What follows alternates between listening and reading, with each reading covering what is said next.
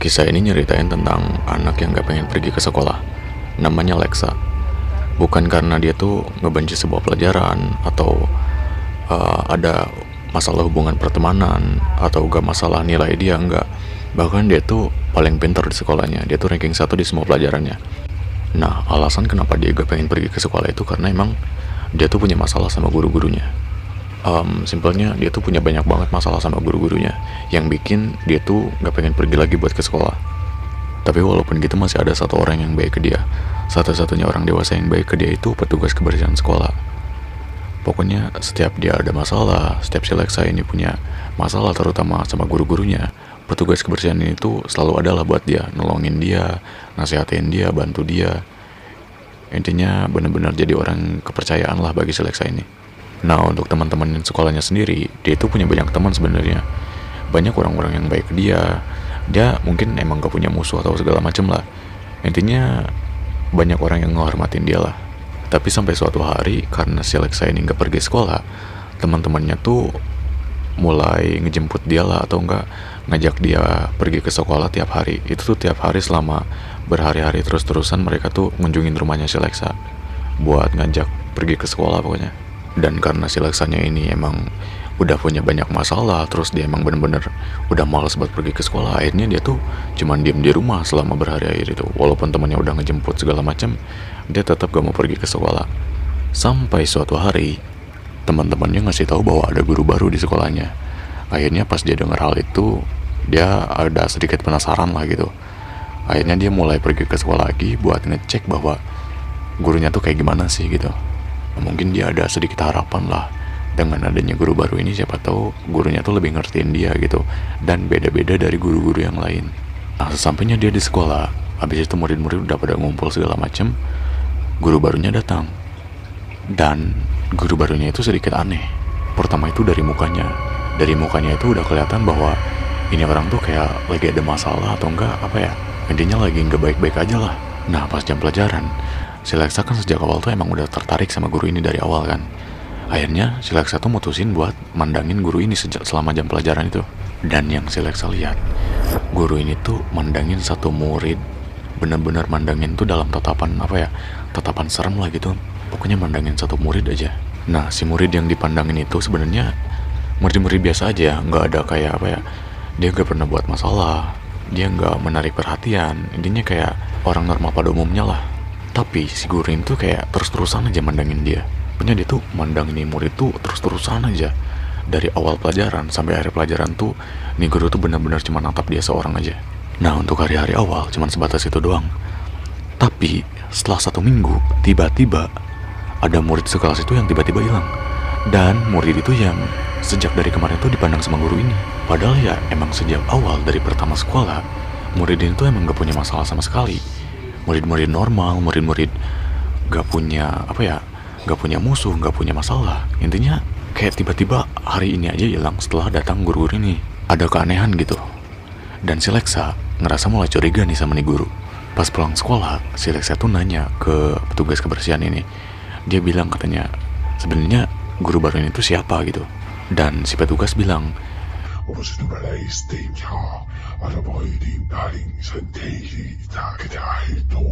ya abis dengerin kata-kata petugas kebersihan, si Lexa ya langsung percaya gitu. Karena ya emang dia udah percaya banget lah sama petugas ini tuh. Tapi di satu sisi si Lexa ini tuh masih tetap curiga sama guru ini tuh. Sampai akhirnya si Lexa tuh udah bener-bener di puncak penasarannya banget. Kayak bener-bener pengen tahu siapa sebenarnya guru ini tuh.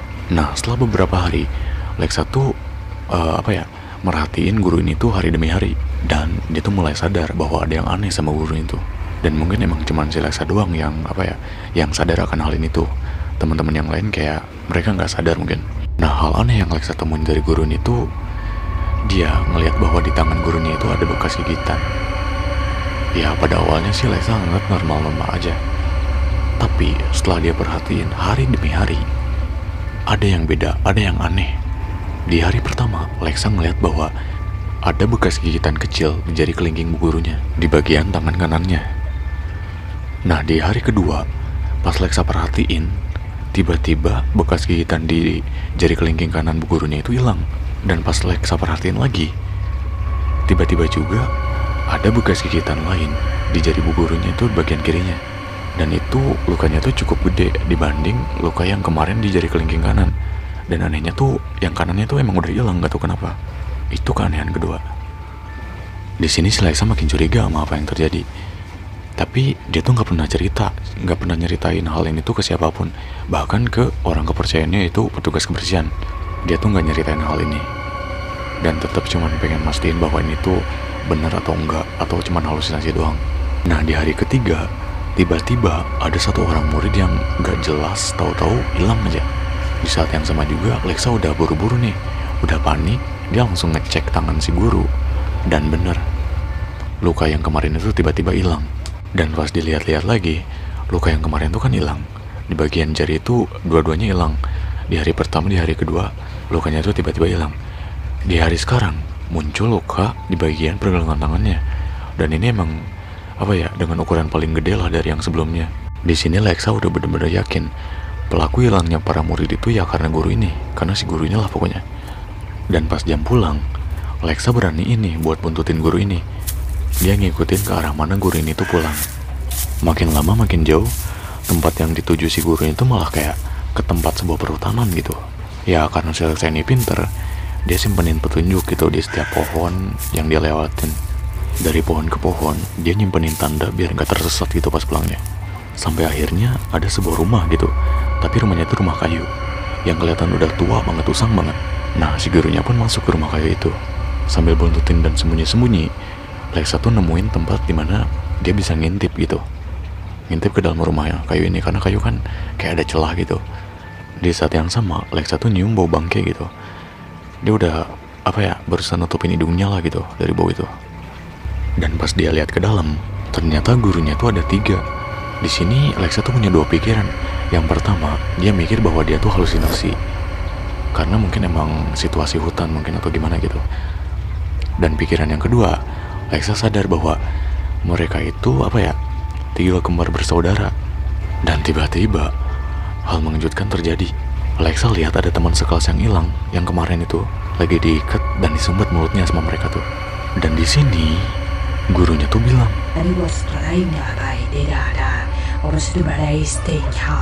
sambil guru-guru itu tuh mereka bertiga tuh ketawa-ketawa bahagia. Lexa yang melihatnya udah tahu arti perkataan mereka tuh apaan. Ya di sini Lexa itu agak shock, tapi dia tetap ngelihat apa yang terjadi di dalam gitu. Nah murid yang hilang ini, dia tuh ngeberontak gitu, sampai dia bisa lepasin sumbatan yang ada di mulutnya. Dia langsung teriak-teriak gitu minta tolong, karena situasinya di hutan. Alhasil ya nggak ada satu orang pun yang ngedengar dia gitu. Si Lexa yang ngeliatin hal itu masih shock, dan emang bener-bener buat diri pun dia gak bisa. Dia cuman diem dan cuman bisa ngeliatin hal itu. Dan si murid yang diikat ini, dia kan ngeberontak. Terus dia tuh berhasil gigit salah satu tangan dari gurunya itu. Di saat yang sama, ketiga gurunya tuh langsung mukulin si murid ini. Tanpa ada tanpa ada perasaan kasihan sama sekali, kayak bener-bener mukulin gitu. Sampai si muridnya tuh gak sadar diri, sampai pingsan lah. Ngelihat temennya dipukulin sampai pingsan, Lexa akhirnya sadar. Tiba-tiba langsung lari. Pokoknya lari sekencang mungkin lah gitu. Dan beruntungnya Lexa gak ketahuan sama mereka. Pas pulang, Lexa tuh kan emang bener-bener shock gitu, sampai dia satu harian tuh gak bisa tidur lah. Dan di sini si Lexa tuh gak ngelaporin hal ini ke polisi. Karena pertama, pikiran si Lexa itu udah kacau, lagi kacau. Dia takutnya ini tuh gak nyata. Dia takutnya itu bener-bener cuma halusinasi parah dia doang.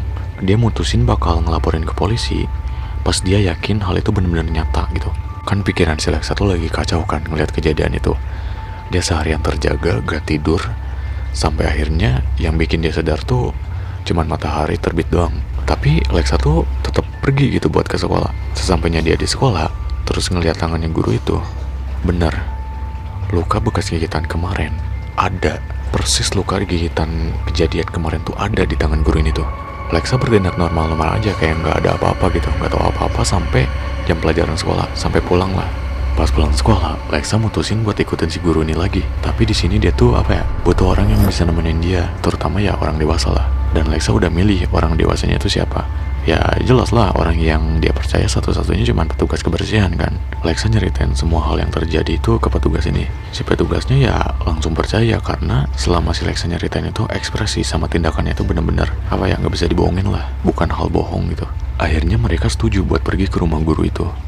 Karena di sini mereka itu cuma mau mastiin hal itu benar atau enggaknya. Mereka cuma perginya berdua buat mastiin doang bahwa ini tuh si Lexa yang halusinasi atau emang kejadian itu benar terjadi. Berhubung si Lexa udah nandain jalan di hutan, jadinya mereka cepat sampai dan gak pernah tersesat gitu. Sesampainya di rumah, mereka kan di tempat yang kemarin si Lexa bisa ngintip itu kan. Di sini Lexa duluan yang ngintip ke dalam rumah, dan apa yang dia lihat itu benar-benar parah sih. 3 guru ini tuh lagi makan, lagi happy, lagi seneng, nyantap bagian-bagian tubuh teman sekelasnya si Lexa, dan makannya itu mentah-mentah, masih banyak darah di mana-mana. Lexa shock dan akhirnya dia nyuruh petugas buat lihat apa yang terjadi di dalam itu, biar dia sendiri yang mastiin. Pas si petugas ini ngintip ke dalam, dia tuh normal-normal aja. Dia kayak nggak shock, nggak kaget gitu. Lexa heran gitu. Dan si petugas cuma bilang gini. Karena si Lexa heran, akhirnya dia mutusin buat ngintip ke dalam lagi. Dan yang dia lihat, salah satu guru itu malah bilang gini.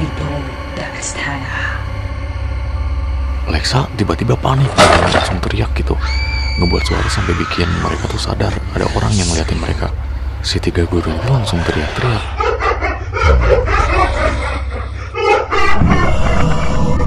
Dan tahu gak yang selanjutnya terjadi itu apa? Si petugas kebersihan itu malah pegang tangannya si Lexa tuh erat-erat gitu, sampai kayak benar-benar gak bisa dilepas, sambil bilang,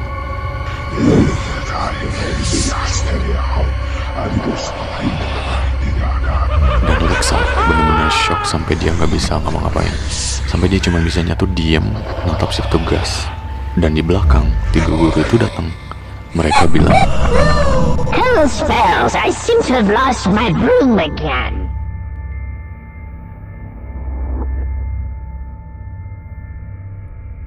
Gak usah gue jelasin ya nextnya itu kayak gimana. Kalian udah tahu sendiri lah endingnya tuh kayak gimana. Ya ceritanya tuh berakhir sampai situ. Dan ya ini cerita fiksi. Ini cerita yang gue buat sendiri, tapi gue ngambil temanya tuh dari internet. Kayak apa ya, gue baca sebuah cerita, abis itu gue ambil temanya. Sisanya ya gue buat kayak tadi tuh, gue buat cerita, gue improvisasi, tapi temanya masih ngambil dari cerita yang di internet tadi. Ya intinya gitu aja sih. Menurut kalian sendiri gimana? Kalau kalian ada di posisi si Lexa itu, kalian bakal ngelakuin apa?